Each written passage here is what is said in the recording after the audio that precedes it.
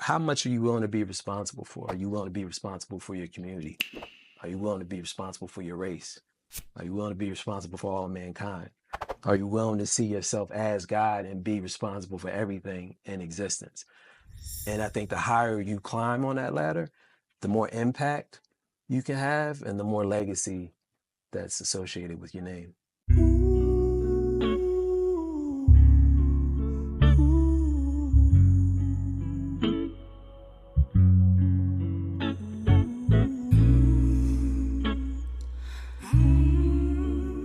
So what you do is not your identity.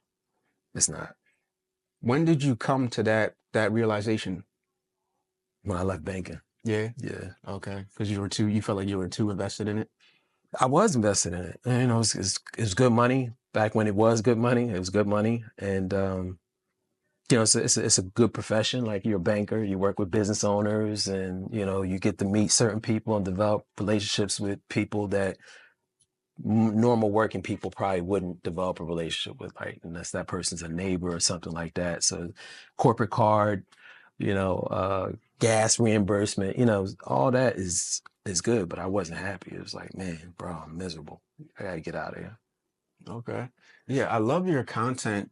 When you're trying to make content, I guess for most people, it's a representation or projection of yourself. And sometimes like who you're trying to be and what you're trying to say sometimes gets lost in it. But your message comes across like who you are. I feel like it comes across, at least to me, it resonated because you end up being, for me right now in this moment, exactly who you appear to be in the videos. So you're doing a good job, basically. Yeah, appreciate that. Yeah, because I'm like, certain people, like I just reach out to people that are delivering a message that resonates with me, like I was saying. And that's basically why I reach out to you. You end up being just the way you're talking right now. You're that person. Yeah, appreciate that. Yeah. And that's kind of what I was talking. We were talking. She was like, "Yeah, bring your energy up," and it's like I want to be the same person. You know what I'm saying? Yeah. If you meet me in person or we're on a Zoom and I'm helping you out with some stuff, I want to be the same person. I don't want to be like, all right, I gotta act like I'm this.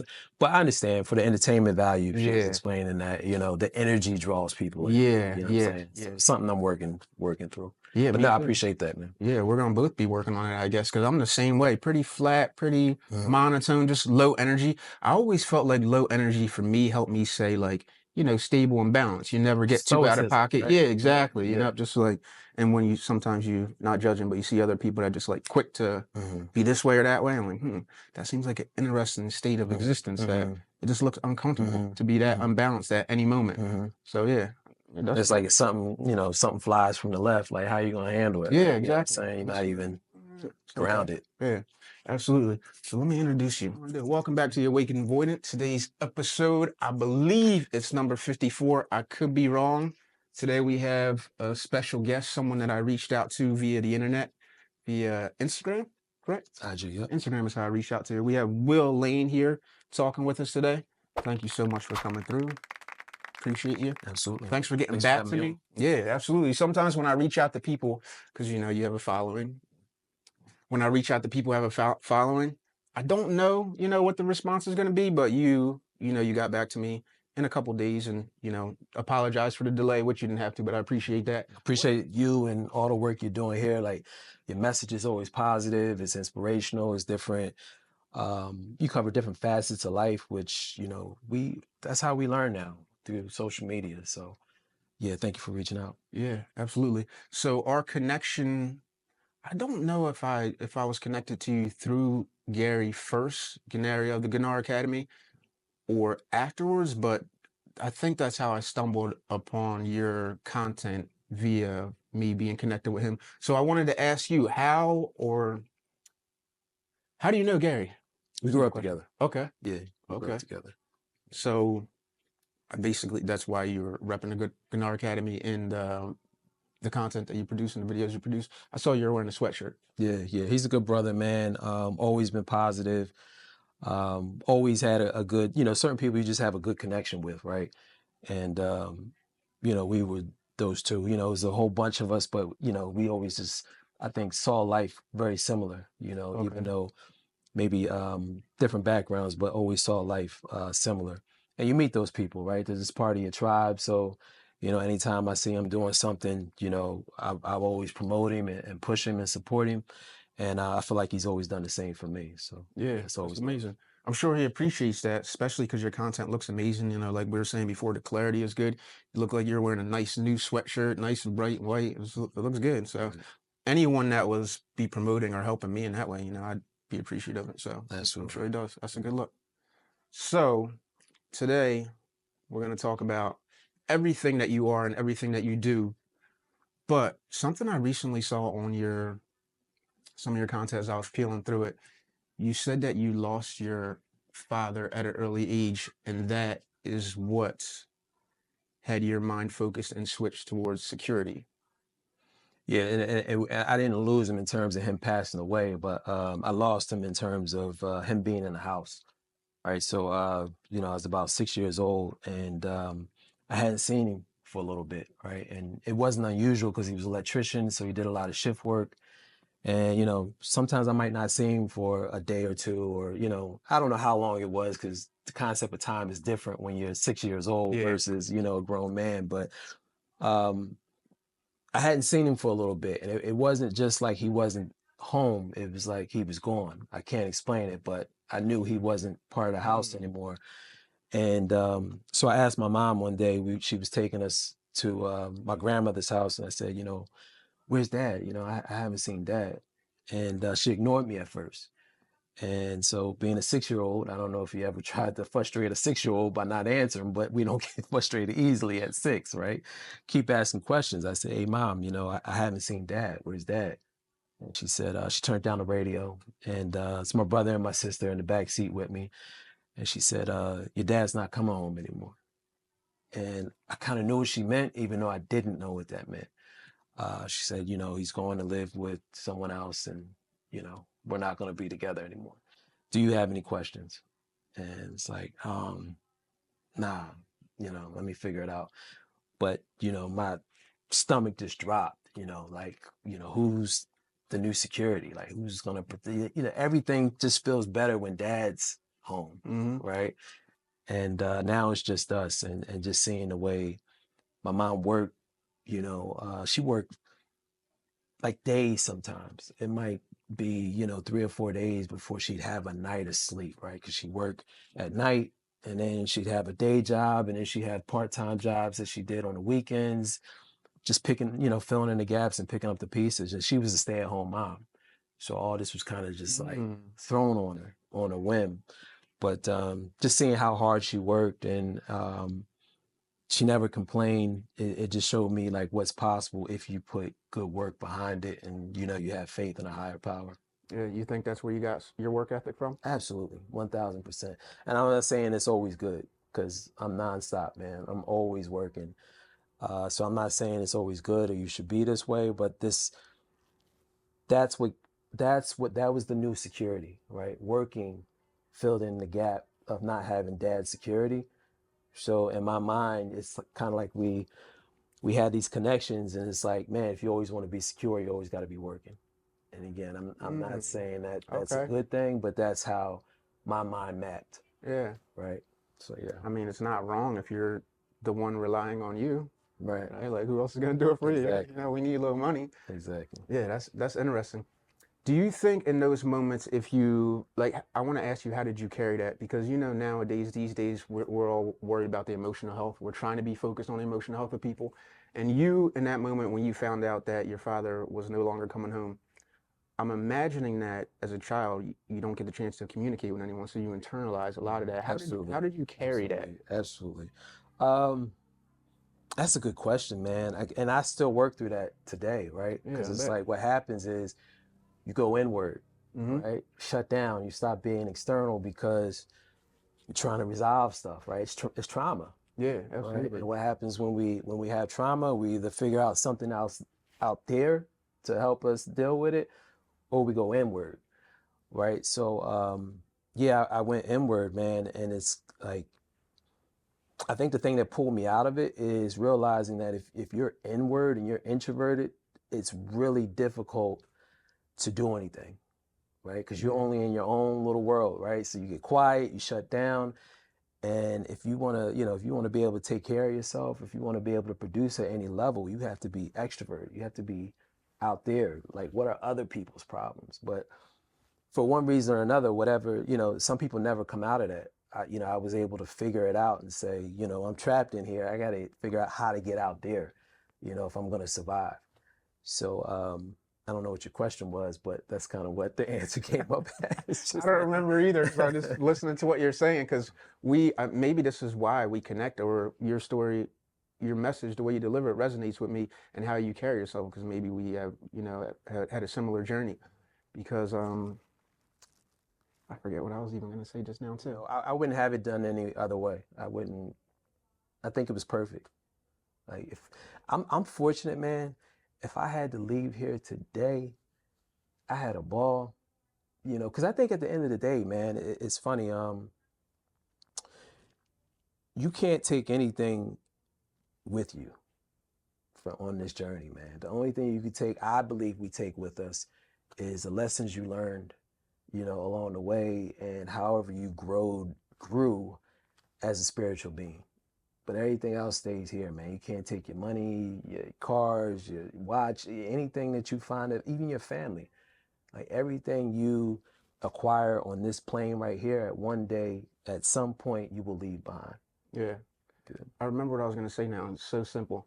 Basically, that if you stay to yourself, you end up being by yourself. It took me a long time to realize that too, because I was a pretty quiet, introverted person. Just kept to myself, probably internalizing a lot of struggles that I was dealing with. And as you get older, if you don't communicate your feelings, you lack the ability and lose the ability to communicate with people.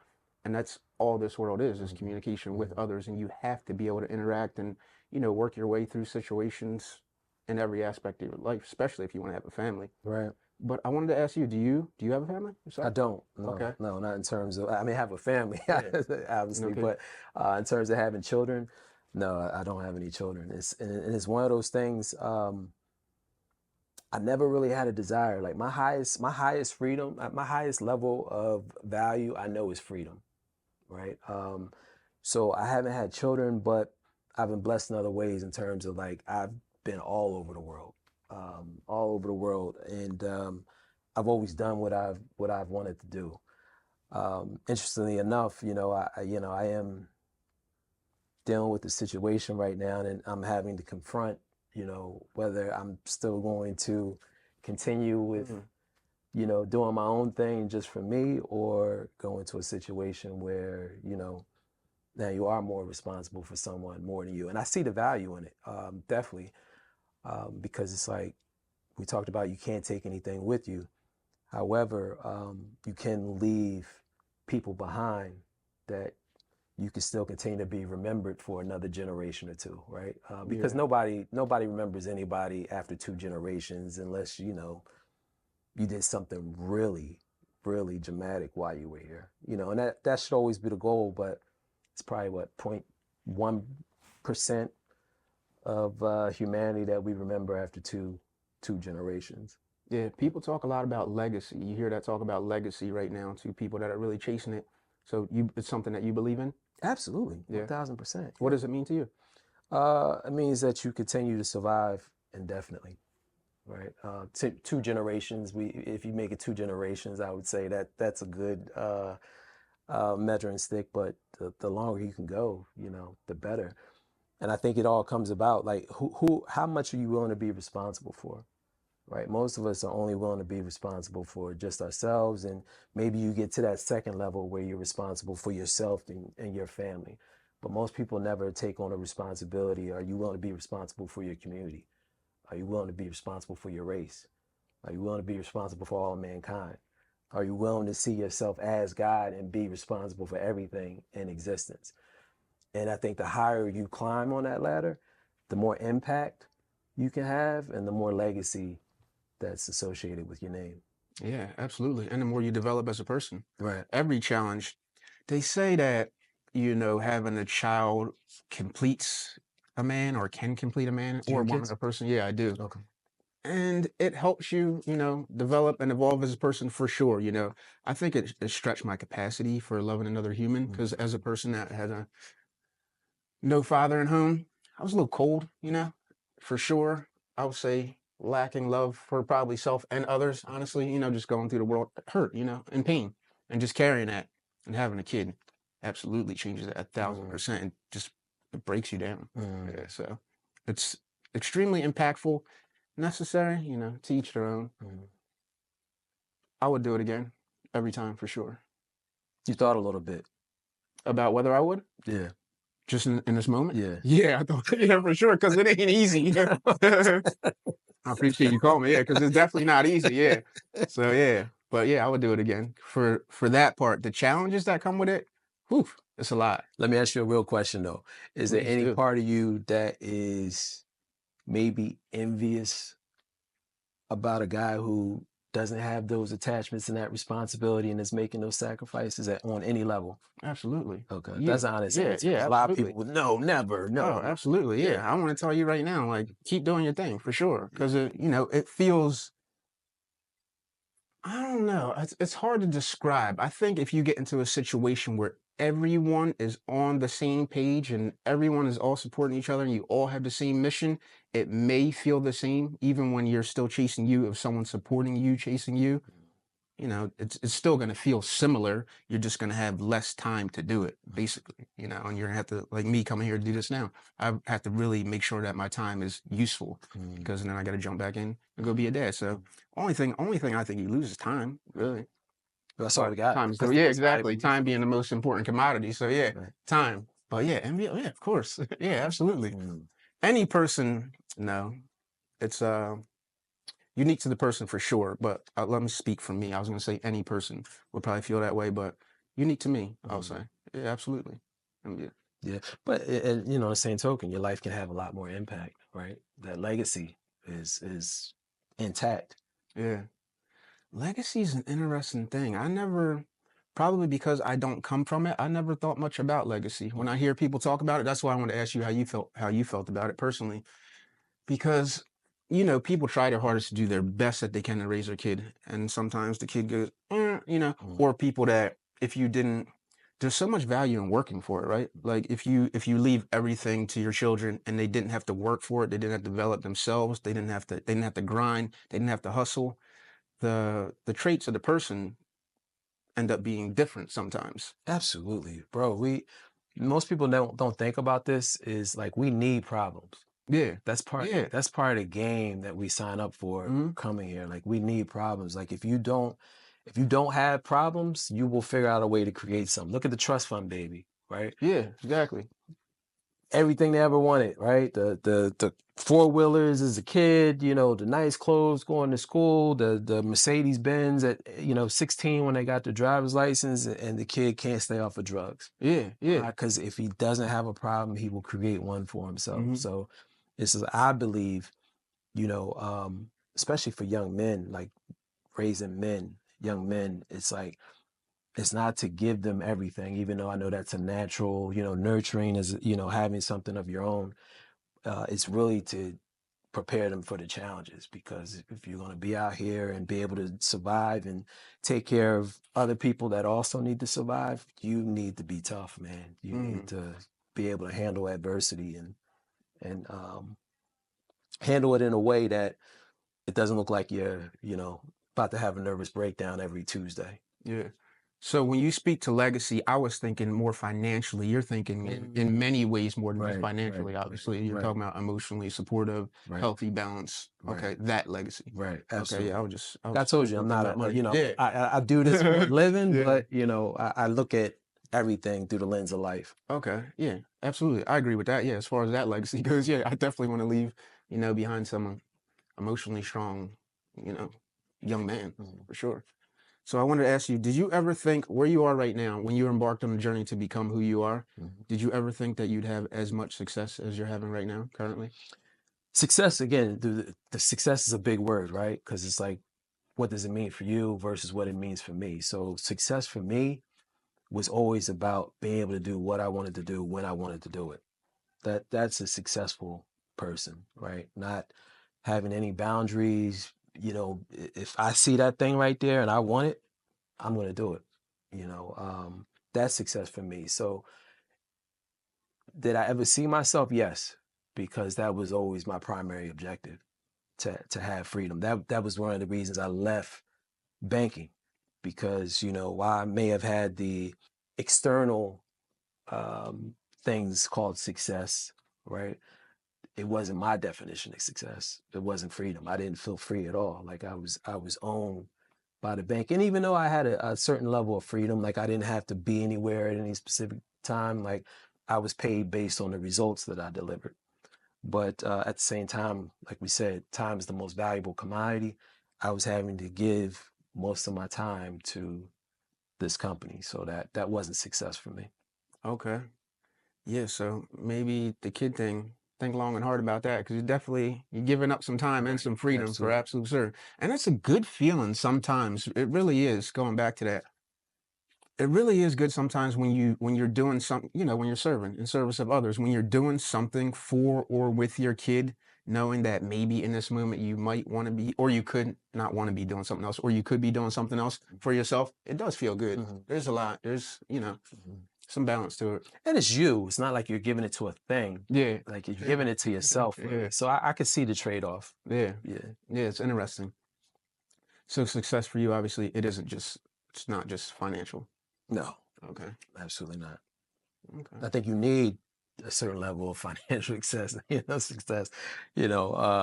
this is life and we live in America. But no, it's not my only definition of success. Yeah.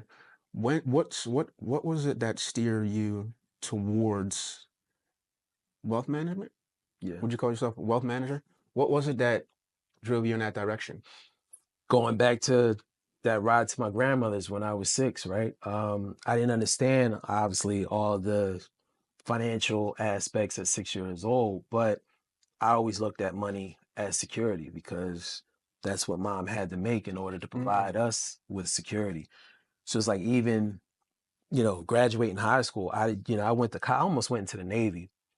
I went to college because it's like, man, I don't know what I want to study. I don't know what I want to be for the rest of my life. I do know the only reason I'm going to school is because I want to secure my financial future. Okay. So I went and I studied business. When I got out, I went to work for Vanguard, investments. Why? Because I want to learn about money. Even inside of Vanguard, well, I want to work with the high net worth group. I want to work with the millionaires. Why? Because I want to see what they think. Worked in the flagship group, high net worth group, and then it's kind of like, all right, I know a little bit about investments. It's kind of getting boring. I don't know about banking though. Let me go figure. So my whole career has always been around finance and money. Why? Because that equates security to me. Okay. Yeah. Would you say like a corporate boardroom guy? Not at all. No? You mean personality Yeah. type, or not at all? No, it's you can't be authentic in a corporate boardroom. That was one of my issues with banking, right? It's kind of like you're calling on these clients, they're business owners, and my niche was 2 to 25 million in annual revenue. Which was like, I'm coming in, this black guy, all these guys are, millionaires, and I'm telling him what to do, Mm-hmm. right? So in my mind, I got to speak a certain way. I got to look a certain way. I got to act a certain way, which isn't necessarily lining up with my real life, right? When I'm with my friends, I don't talk like this. Yeah. When I'm in these Monday morning huddles with, these other bankers, that that lifestyle is more native to them, right? I wasn't married, I didn't go to Penn State, I didn't have the same background. I don't have the same um, language, or even so it felt like I was acting all the time. It wasn't what I felt like was the environment for a black man. Right. And so it's like constantly always feeling uncomfortable like that and not being able to be my real self. So that's why I did leave. And it's like, man, I'm going to take all this knowledge and information, but now I'm going to communicate the way I want to communicate, and I'm going to work with people that I want to work with versus, who I have to work with just to keep them happy because they're a client of the bank. And I never had any problems, right? I was able to adapt, but it never felt authentic to me. Yeah. That's interesting. You gotta just being around you for a few minutes, you have a vibe and an aura about you. Some people probably because your body language and, you know, eye contact, but you don't really have your energy is you don't have a threatening energy at all. So I can imagine people just feel comfortable around you. But what you spoke to just a minute ago about being different people, that's something that's interesting getting used to, right? Because you feel sometimes uncomfortable with it, the fact that you feel like you're being someone else in those moments, but also me personally, you try to embrace the fact that I am many different people, like I'm not just one person. We're not just one person. So it's okay to jump in the car with the fellas and, talk this way and that way. And it's okay to stand in the boardroom with your chest out and speak that way. Like that's life. Mhm. You have to be Right, multifaceted. right. And if you're not, if you pigeonhole yourself and you become one dimensional, you're only going to be with those people, Absolutely. you know? And actually, it's probably one of what I feel now at this point, probably one of my best attributes is I do have the ability to be other people now, Hmm. right? Now that was intimidating back then, right? Or it was uncomfortable. Yeah. Now it's kind of like, as you get older and you get more seasoned, it's kind of like, yeah, I could be whoever you need me to be. Yeah, absolutely. If you want to talk about balance sheets and pro formas and, budgets, I'm comfortable with doing that. But back then, when you're learning a lot of those things and you're also trying to be mindful of who you're being so that person feels comfortable Hmm. around you, it's a lot to think about consciously. And that's what creates the discomfort. But when everything now is unconscious, it's kind of like what we could talk about, whatever you want to talk about. I'm comfortable with my skin. You're comfortable. Now we could just connect as human beings and whatever topic is there is whatever topic is there. Yeah. You brought up something interesting. I hope you don't mind if I ask you about this question. You spoke to being a black man and speaking to white men that were millionaires. That dynamic, what was that like for you? Or what is that like even currently? I mean, back then it was kind of like you don't have the confidence, right? Because you don't have the financial Background. wherewithal and not even background. Just like I'm telling you what to do, but you have 10 times the money Yeah. that I have sitting in Uh-huh. my account. Like, how's that working? Yeah. But a lot of that is just kind of lack of knowledge and lack of experience, right? It's like you do start to learn. Man, and I could tell you this without question. The people that have the most money know the least about it. They're just good at a behavior, right? Which is saving and investing.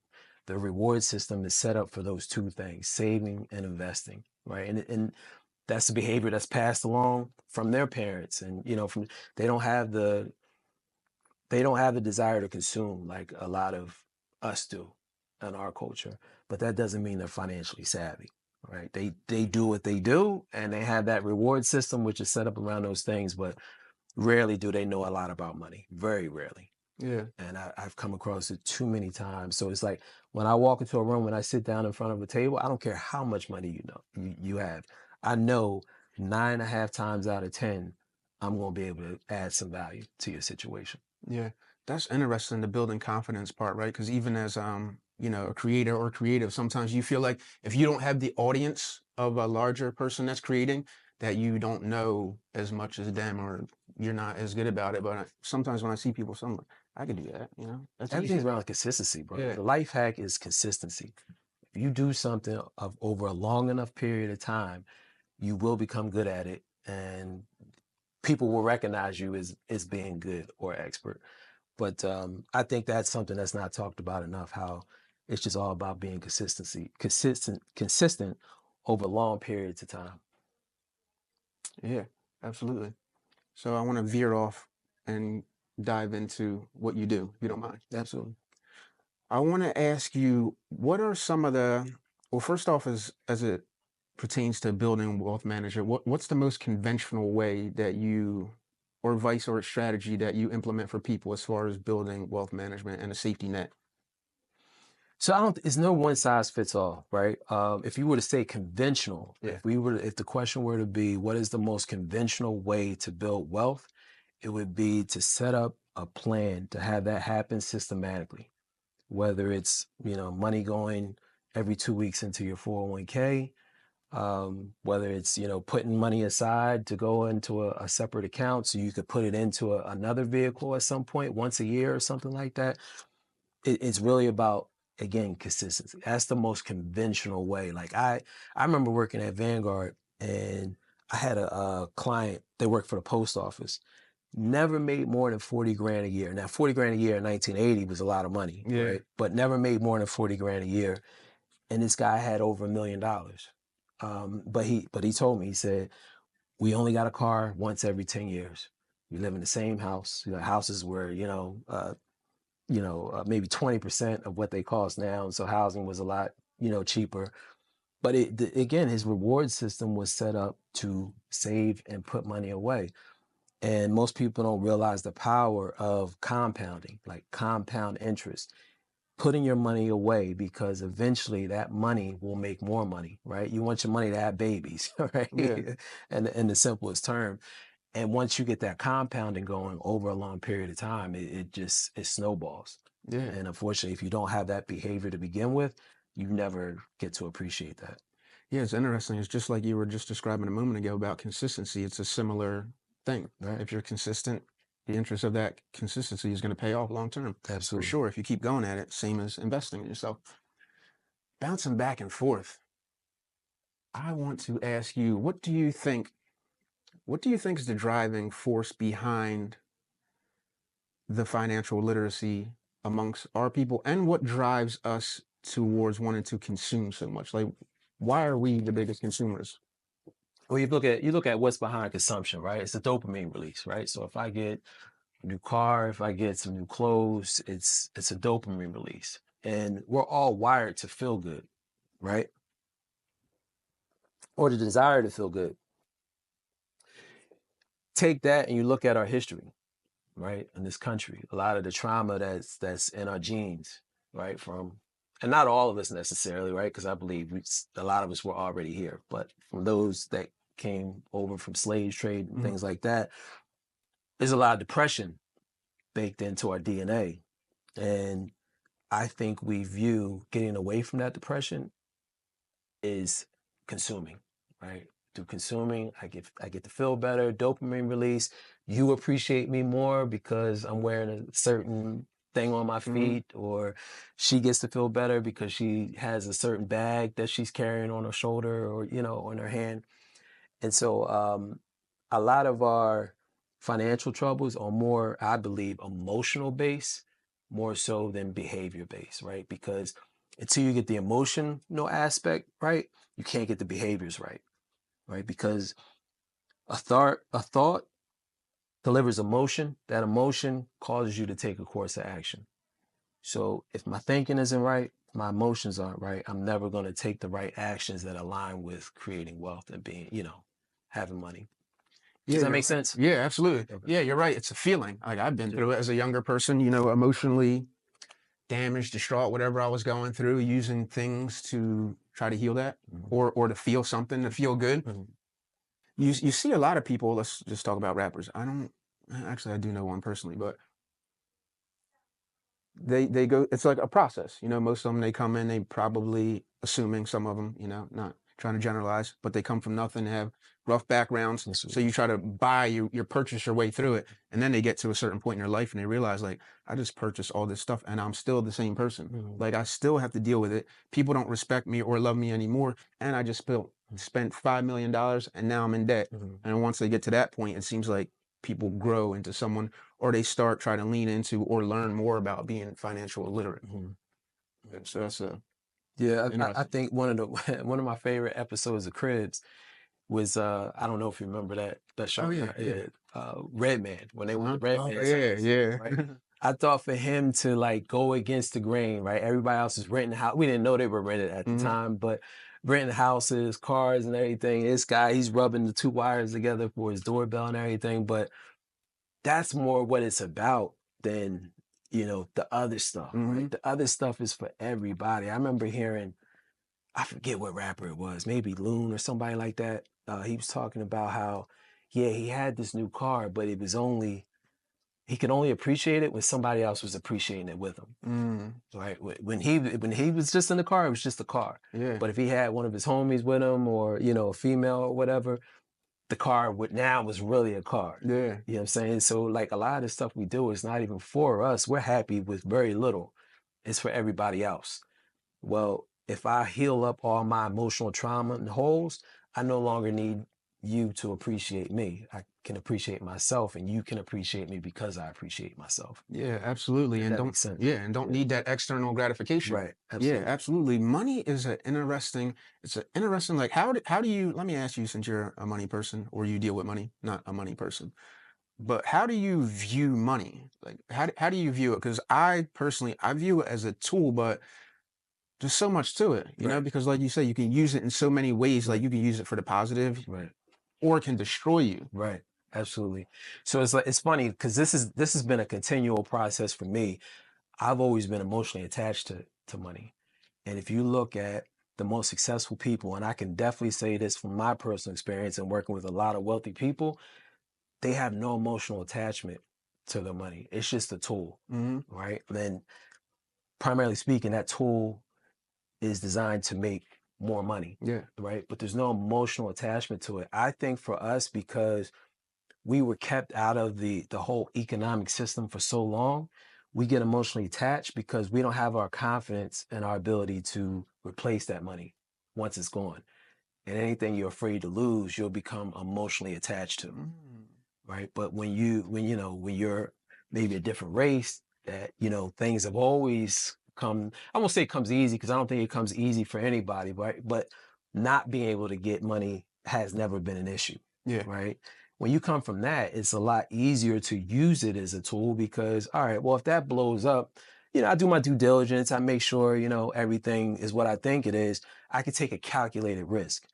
If it doesn't work, okay, I'll just go do the same thing I did to get the money that I invested. But with us, I think our wiring is around money is scarce. There's not a lot of it. So when you get it, you got to hold on to it and you can't lose it. And the truth of the matter is, like, especially today, there's like way more money now than there's ever been. Like 80% of every dollar that's in circulation right now has been printed in the last 5 years. So even the whole idea of a recession is made up. It's marketing, right? There is no recession. What happens is there's money out there, and because people get marketed a recession, they start to hold on to it.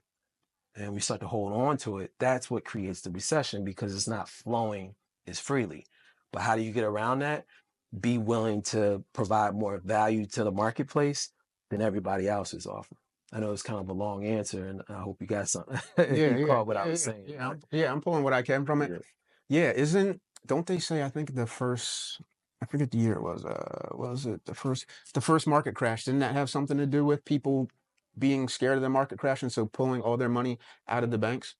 So that's where FDIC comes from, right? Because during the recession, they had bank runs, the depression. Yeah, They had bank runs, yeah, and our banking has always been fractional reserve, right? So it's like for every dollar they get, they lend it out 20 times. Back then, maybe they lend it out 5 times, but the banks didn't have the money. Why? Because they were using the money to make other investments. So they stepped in and they did FDIC, which is really just a confidence booster. If you look at FDIC, even if they're, a bank did go under, you're only covered up to a certain amount. And if you did lose money, they have up to, I think, 99 years to make you whole on it, right? So really, yeah, absolutely. forever. Yeah, yeah, exactly. So nobody's going to direct deposit you money because your bank went under, Hmm. right? But it's the confidence that the government is making sure that, if Yeah, anything happens, and again, I forgot your question, but yeah. yeah, I don't remember either. Sorry. I just asked you about the depression. I just asked you, wasn't that a part of the depression because people pulled their money out and you basically just confirmed it? Yeah, Yeah, yeah, yeah, that's and the confidence that people had in the banking system. Yeah, hanging on to your money, you find out I guess because there isn't much financial literacy amongst maybe all people, but let's just say black people for now, just because I'm black, you're black. yeah, They don't have it like our parents. At least my parents, my family they didn't have a whole lot of money. So what do they know about money? What do they know to tell me? So everyone just tell you save money, save money, save money. But then you find out like it's almost like the worst thing you can do with your money because money absolutely, just sitting there, absolutely, it's like stagnant water. absolutely. There's no growth for Right, one, and it depreciates. right, So absolutely. it doesn't. Yeah, It's the worst thing you can do with money. the only thing you can do with money right now is put it in a situation where it can produce more money, Yeah. right? Otherwise, like inflation and everything, you're not going to be able to save, right? Even a very active saving, you figure if you're lucky and you're getting, 0.5% on your savings account, inflation's 3%, 2 to 3% on average. During COVID, it was high as 8.5%. So you're losing money just by sitting there, right? So the whole that idea around money is you really gotta be playing the game and figuring out some way that you can multiply it. Yeah, you have to use it like a tool. I liken it more or less like, obviously, like you said, calculated risk, but it is kind of like Monopoly a little bit. Like a lot of it. Yeah, it is like Monopoly. And if you can view it that way, like you're gonna lose some and you're gonna win some, but you have to take the risk. If you don't take the risk, you're just basically opting out of the game. Right. You know? Absolutely. Absolutely. And man, you figure like again, inflation went as high as 8.5% during COVID, but the cost of like wages haven't increased with that. Not at all. So you're having more and more people. The standard is working 2 jobs, or Crazy. taking a risk and doing real estate or trading or something. Like people are realizing like a job just it's just not enough, right? Nope. Because it's not keeping up. So I think we're being forced to play the game, even if we are not real big fans of taking risk. Like pretty much being forced to right now. Yeah. Yeah, that's an interesting pressure, that can, crush or lift you, Right. depending on how you respond to adversity. Yeah, and you gotta figure, man. It's like kind of we go back. Like one day it's over, right? There's nothing permanent in this existence. So it's kind of like instead of internalizing things as problems, you gotta flip it all the way around and say it's just a game. It's a game that I'm playing here for a little bit, and then you can start to appreciate it, have fun, learn from it, and now get good at playing the game. And I think that's a for me that was a game changing perspective, right? To instead of feeling threatened by the game, it's kind of like you can figure this thing out. There's people that have figured it out, and you can figure it out too. But you got to enjoy playing the game and stop internalizing it so much. Yeah, absolutely. And play the game like Kobe, play every game like it's your last game and work on your craft. If you show up, with the mindset that Kobe had about life, which is how, we use sports anyway, it's like a microcosm of life, you can win. Right. You can be the greatest at this thing. Right. If you look at Kobe, like I did a video about this. I thought this was like really like interesting. He said interviewer asked him, does he hate losing or does he love winning? And he said, neither. I play the game to learn. Like if I'm learning, then there's always something good, whether I win or lose. Yeah. And I think he probably got that philosophy from Bill Jackson. Even when like they would get behind by 10, 15 points, he wouldn't call a timeout. He let them play themselves through it. It's like, what's showing up? What are you learning? Like I'm not gonna stop it and tell you what to do. I need you to figure it out on the court. So it made everybody become present because it's like, I don't want to get blown out. Yeah, absolutely. And figure out who you are under, under duress and Right. in the midst of extremely adverse situations, and you end up being Kobe and Jordan. Right. If you have a good coach, that's a good kind of point to bounce to, because that leads to something that you're passionate about, which is mentorship. What led you to that? Man, I feel like everybody has their own thing, but I feel like just dealing with so much early in life, and then trying to figure out how to get out of it all. Like, what's the point of doing that if it's just for you? It's like I feel like my job is to like figure out things I'm afraid to do them, master them, and then teach other people how I did it. And I think as long as you can look at life from that perspective, you'll always be valuable. You always have some value to contribute to society. Yeah, absolutely. I saw one of your videos. You spoke about mentorship and the worth or the value in working for free, which is that's a, I don't want to say abstract concept, but to me, growing up, I need my money, So how would you sell that to someone? Well, and that's another concept I got from working around a lot of wealthy people earlier in my career. It's like they don't work for money; they work for opportunities and information, right? Because it's like once you got the information, once you know how to identify an opportunity, you don't have to worry about money anymore. But it's like if we always focus on the money, you don't know how the money got there to be, to be given to you. It's like the person that knows how will never outproduce the person that knows why. And I think when you look at it from that standpoint, it's a longer game, but it's a more profitable game to play.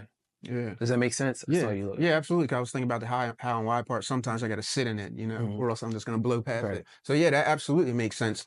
I've been thinking about money recently, like, your whole life, a lot of times, maybe not you because, you found it out earlier, but me, I was always chasing money, Mm. and you realize like this shit is never ending. You're going to be chasing money to the grave. And then you start like perceiving it, the chase or the obtaining money differently. Like, let me do something that creates value. Let me attract money. Let me bring money to me, or let me provide a service that brings others or has them wanting to invest in me and what I'm doing. So it just kind of changes your perception of it. Because chasing money, I don't know. I don't know. And I was there for a long time. I think the paradigm shift that I have, money is a byproduct of you helping somebody, right? There's no money that shows up if there's no value. There's no problem being solved, right? Somewhere there's a problem. You're thirsty, go to the store and buy some water. Problem's fixed of you being thirsty, right? So I think if you could spend more time figuring out problems for other people, that's your money right there. So it's not chasing money, but it's figuring out problems and then being able to communicate those solutions to those problems in such a way that people just feel like they got to give you money. That makes sense. Become a problem solver is valuable. Right. Yeah. And yeah, that's pretty much what every person that does anything of value does, solve a problem. You got a cramp? There's a masseuse. Right. Yeah, absolutely. Yeah, Yeah, that makes sense. you gotta figure, look at somebody that's in construction, right? Construction, and I'm thinking like tall buildings or even nice homes. Like this person has a vision in their mind. They want a building right there or they want a nice home.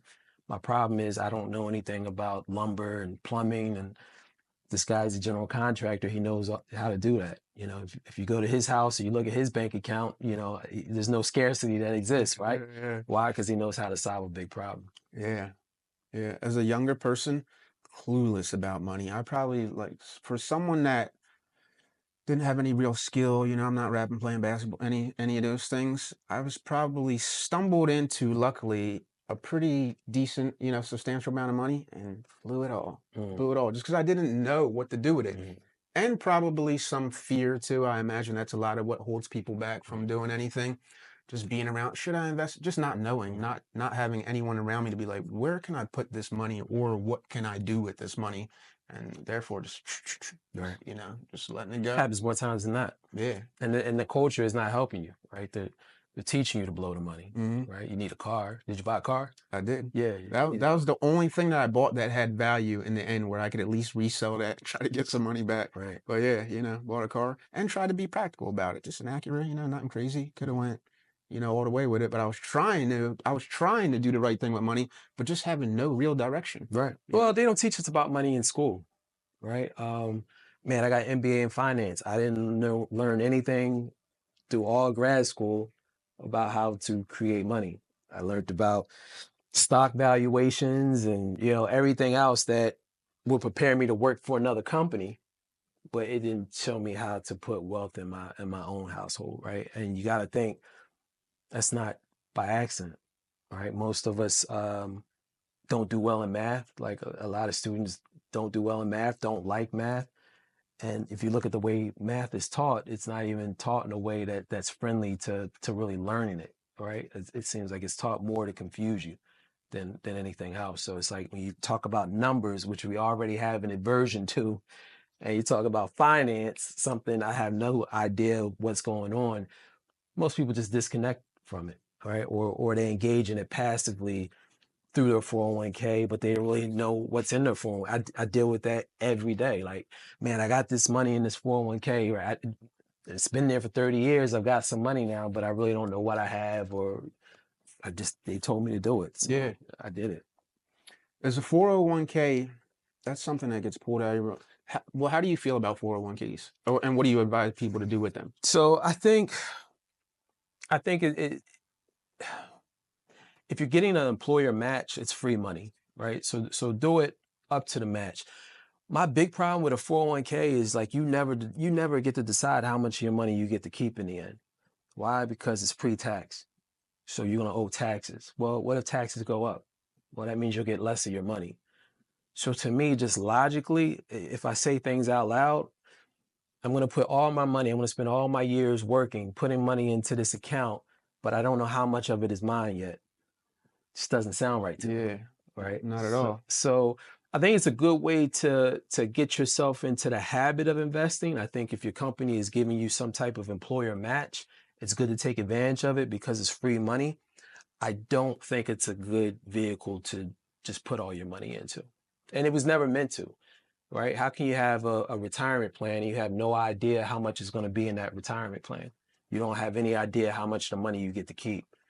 Like, how can Yeah. it's so much, it's ambiguous. Do you know what the origin of 401ks is? So It's like a origin of supplemental. it was, I think it was in I think it was called the Revenue Act, and I probably shouldn't say that out loud, but I'm pretty sure I'm right. But really, the emphasis behind it was employers didn't want to pay for pensions anymore, right? Because back then you used to get a pension Yeah. if you worked for a company. Well, Uh-huh. pensions were becoming more expensive. So to offload this expense of carrying a pension, we'll set up this 401k savings plan and we'll contribute a little something to that, Yeah. 3, 4, 5, 6% of your salary. But that's a lot cheaper than funding this pension plan. And so then they started, and it also helped the banks as well, because now you need somebody to help manage this 401k plan, Okay. right? So there's very little that's designed to help you or me, all right? It's always the bigger entities helping themselves. So that's how corporations really got away from having to offer pensions. Yeah. Yeah, it's interesting. Is money real? I don't think it's real. Yeah. I think it's you could argue that it used to be real when it was backed by gold, Mm-hmm. but now I think it's if you look at marketing, right? Everything is about marketing, right? Everything is about showing you that you have a problem and then offering a solution to fix that problem. And in between that gap, money is exchanged. Is that a real thing or is it an idea? I think it's more of an idea than actually being a real thing, because as long as I can convince you that you have a problem and I have a solution to offer it, I can extract money from you. Yeah. Right. But that gap is just an idea. Yeah. It seems like money is just a way to keep people producing, to keep people moving, It's a like you said. suppressor. Yeah. Yeah, absolutely. Because, the value of something is what we say it is. What we say it is, like you could say that rock is worth $5. What's the difference? It's just a piece of paper. But if you You know? look at the origin of money, back in the day, like I got 3 cows, you got 20 Mm-hmm. chickens, right? Yeah. I'm out of chickens. I need some chickens. Here, I'll give you 1 cow.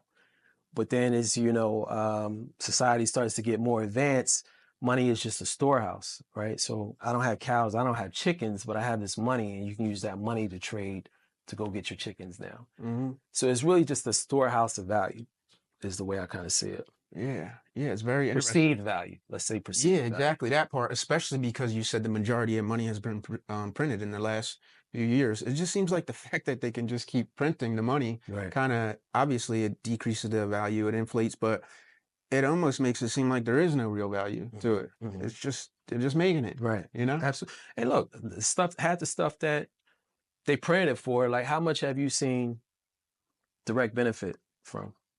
Me, no. I think, but Personally.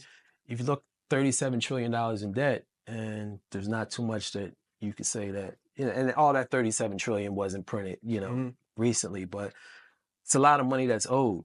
And we've had, wars and things like that. And I'm not trying to, I'm not going to get into the politics Yeah. of everything, but yeah, well, I'll leave it at that. Yeah, a lot of money. A A lot lot of of money. money going a lot of places, right? Especially what's going on now up there. You're like, that's interesting. Where's all that money going? Like, what's going on? Right. This government's like a criminal entity. But so that you answered the question, if you don't mind me asking you, because I asked someone to write a question. This question is from Professor Parker. Professor Parker, he has a channel called All This Math. Real cool dude. He's an adjunct professor. I believe he said at Cheney.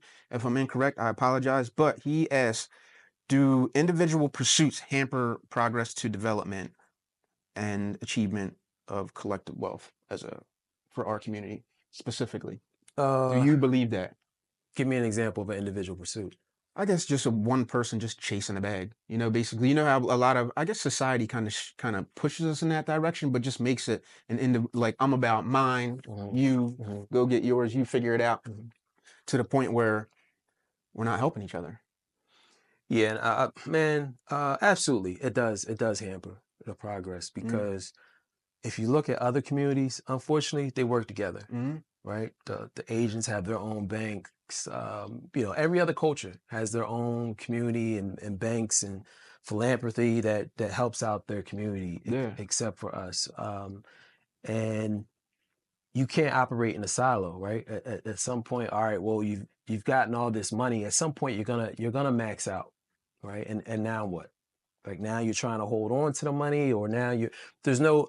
I think you could fill a bigger bucket if you're spending your energy and time figuring out problems with people that look just like you, and not only, right? Because I work with everybody, but it's also, I'm very confident in my ability to contribute back to my people, whether it's information, whatever that may be. And I think if you make that the main focus, it's like Jay-Z said, if what is it? If we're all each other crutches, then nobody would fall.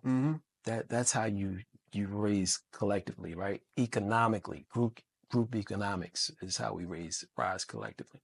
Absolutely. Literally going to ask you the importance of group economics. But I keep forgetting something I was going to say. Oh, I know.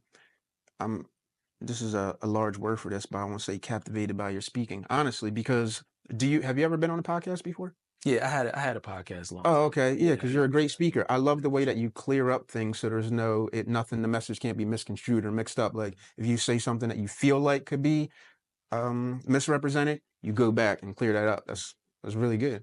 Some people might just say something and then it's out there. You can't take that back or leave it to interpretation. Whereas you don't do that. That's a talent. That's a skill. And it's funny you say that. Like, I'm always asking her, is like, does that make sense? Like, I got this thing, like, people don't understand what I'm saying. I don't know where I came from. Maybe I was 3 and somebody said, "What are you talking about?" But I got this thing that people don't understand. So I'm always like really making an effort to make sure it's understood. Yeah. I think most of what you're saying is it's on the level, seems understandable. It's not, like a Neil deGrasse Tyson talking to the average person about science. It's pretty understandable. I've been able to digest it so far. If I don't, I just grab it later. Sometimes in the moment when you're having a conversation with someone, you have to grab pieces, you grab pieces of it, but you might not get the whole thing. And then later you sit back on it and be like, oh, okay. I'm, able to peel through it a little bit more and really get all the information I needed. But in the moment, I just grab a piece and move on. Right. Yeah, but thank you for that. Oh, one more question. I think you answered this already. Would you agree that math deficiency contributes to financial literacy and fiscal irresponsibility? Absolutely. I believe it's intentional. Yeah. I don't think the factory owners wanted the factory workers to figure out the game. So that's competition if they don't. Yeah. And if you look at school and education system, that's what it was designed to do. Yeah. Train people.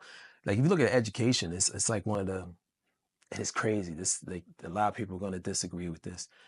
Education, past 8th grade, I believe, once you hit age or 14, 8th grade, you don't really need much then. You got basic understanding of math, basic understanding of reading. Everything else you should be learning after that is around what you're going to do, how you're going to contribute to society, right? Now, obviously, it's important to know things like sales, marketing, things like that. But man, you know how to read now, right? You know how to count now. You know how to do multiplication now. But everything after 8th grade, really, I feel like, is designed to put your mind in linear thinking, right? So you're not looking outside the box too much, because somebody that thinks in straight lines, now I can program you for automation for my factory. And you're not looking out. You're not trying to connect dots. You're fine just coming into that factory, thinking in that straight line and getting your paycheck every week.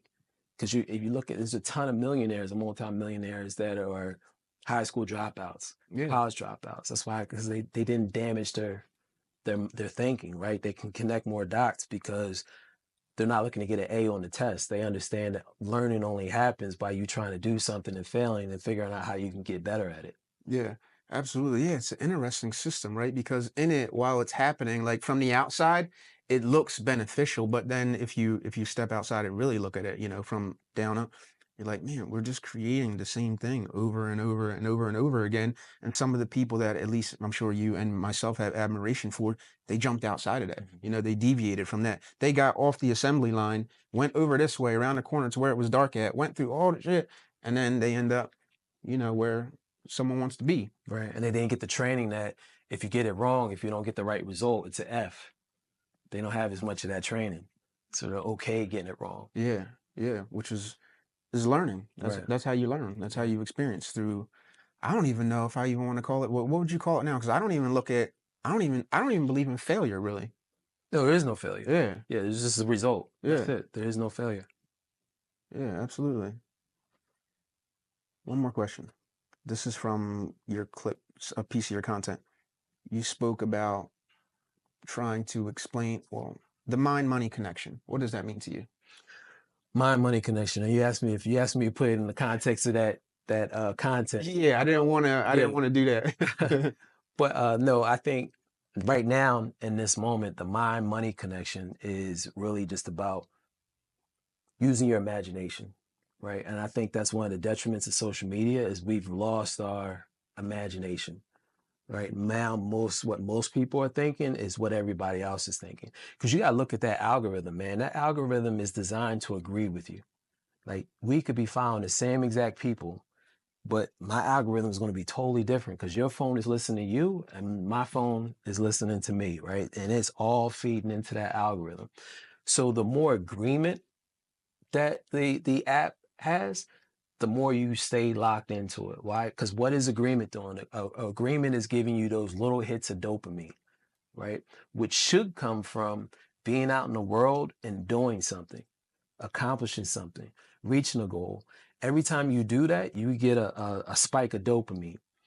But when you're on your phone and you're getting a bunch of agreement or you've posted something and you're getting likes, it tricks your mind into thinking that you're actually getting somewhere, you're actually progressing, which is why you can spend, 4 hours on there and it feels like 20 minutes because it's all these little dopamine spikes, right? Which kind of have you think you're moving or going somewhere. This is how your brain is interpreting it. So, yeah, I think I lost your question again. I love it. But did that flow? Did that flow? Did you get that?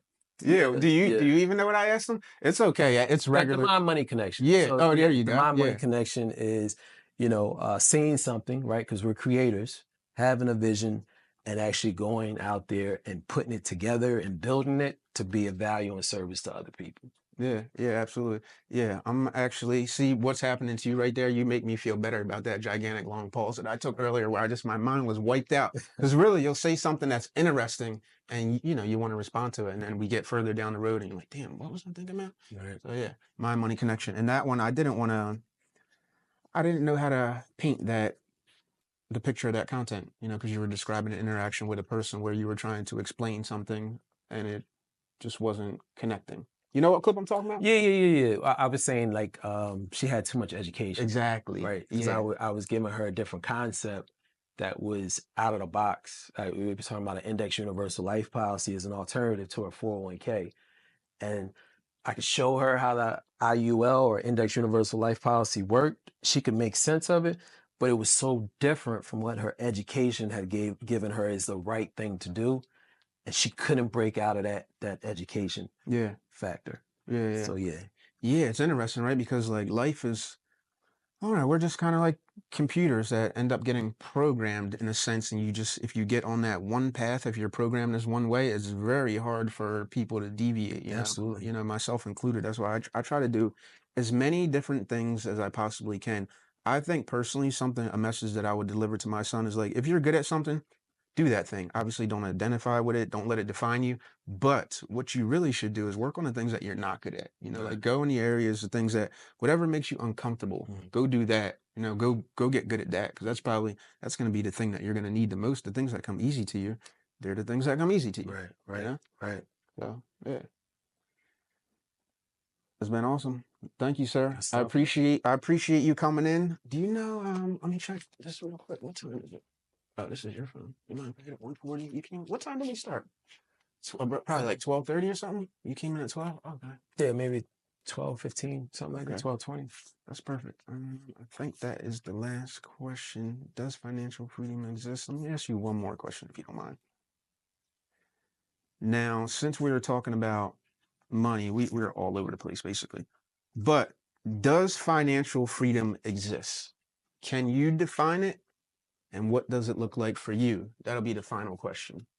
Does financial freedom exist? Yeah, I think you can acquire enough money that you can put yourself in a situation where it'd be hard pressed for it to run out. I do believe there is financial freedom. That's the first way. The second way is you become so valuable and you become a master at delivering value that you can always create more money. Mhm. You can always replenish what you've used by creating new money. Like one of the things I like that Myron Golden said is he said that normal people create wealth through their time, right? By doing something and getting paid for it. Wealthy people create money through their imagination or not their imagination, kind of their imagination, but he said creativity was the word that he used. So how creative can you be with your imagination to make an offer that people want to buy, which creates the money? Yeah. So I think those are the two ways to create financial freedom. Just acquire enough or get so creative and have a good enough imagination that you can market or sell somebody something that it would give you money. And is that what it looks like to you personally? It is. Okay. Yeah. I'm in sales.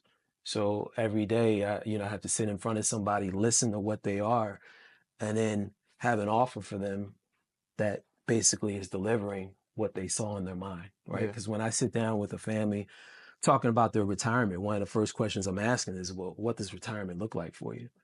And I find more times than not, they've never even thought about it. It's like, I don't even know. It's like, yeah, well, think about it. If you did know, what would you say? And it's kind of like, well, I might take more trips, and you start writing everything down. And now when I come back and I'm presenting that plan, I'm talking in that language, right? So that's an ability to be creative. And then there's a transaction that happens and money shows up. So do you get fulfillment out of what you do? Absolutely. Yeah. It's not even work for me. Yeah. Yeah. I would do it for free if I could survive. Yeah. You wear that, definitely. Yeah. I like being around people that I can tell are fulfilled by what they do. When you're doing something with like passion, purpose, and you get something from it as well, that's like the cream on the top. Tends to be, those are the pleasant people to be around in my experience. Right. Absolutely. Yeah. Because they're not fighting against anything. Yeah. Yeah. Exactly. Will Lane, thank you, sir. Appreciate you for coming in. Thanks for Get Waking Avoiding episode 50 something. Check them out. How can we reach you? Instagram, will.lane1, the number 1. Send me a DM, talk. Yeah. He's got all the information, all the great content. I know I'll probably be reaching out to him, because I definitely needed a little financial advice. I could use some, financial freedom in my life. So absolutely. Thank you so much for coming in. Family discount. Appreciate that. You're the man. That's it. Like, subscribe, comment, all that good stuff. Good conversation, bro. Thank you, sir.